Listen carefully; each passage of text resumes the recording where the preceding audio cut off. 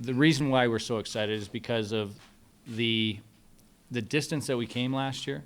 We improved so much, and we achieved some great results at the end of the year. And for a program that's still in its infancy where we are, to have the results that we had at the end of last year is just really encouraging, and that's really how I think the players are thinking about it.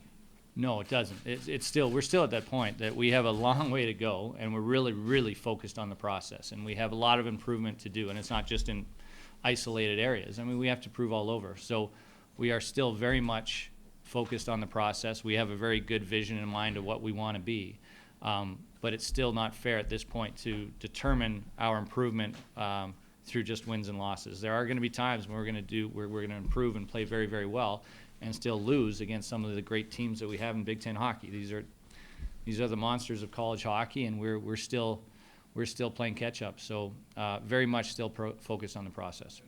That's a good point, and something that we've talked about as a coaching staff. We maybe didn't say it as well as you just did now, but you're right. This is the first year we have had continuity, and we know where we are. We know who we're starting with. Although there are three unknowns, the core of the team is the same, and we expect that we're going to be a lot further ahead come October 10th than we were on October 11th last year in our opening night, and basically due to that fact that this is everybody's together. We've been through it with our systems, and we've been through it against the Big Ten opponents. So we were able to play against the top teams in the nation, including conference games where it's so important. So as a team maturity, we're way ahead. The thought process is, look, Tommy's still a great leader on his team, and one of the things that it does is it establishes the fact that you don't have to wear a letter to be a great leader, and we do want to establish that, and this is one way we can do it. And at the same time, Patrick Cowdice, he certainly has earned that, and he's earned the respect of the team. He really was a unanimous selection, and the way he plays for how we are right now, I think he is the right choice. Again, not a surprise at all. Matt Scoff is always ranked as among the very highest in terms of his work ethic and commitment being to himself as an athlete, to Penn State University and our hockey program. So there's no surprise of how he's thought of and what he's doing.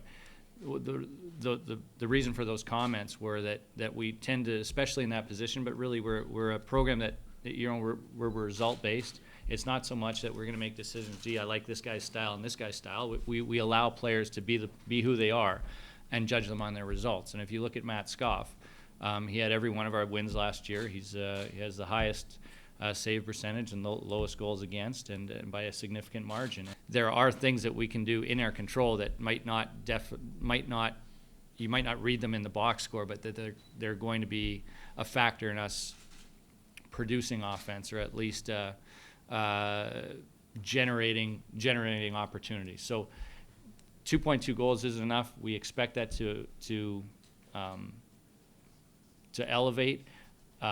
We think that the players that we brought in will help, but we also think that by playing on the same page is going to help as well. So it's a lot of areas. It's not just one or two things.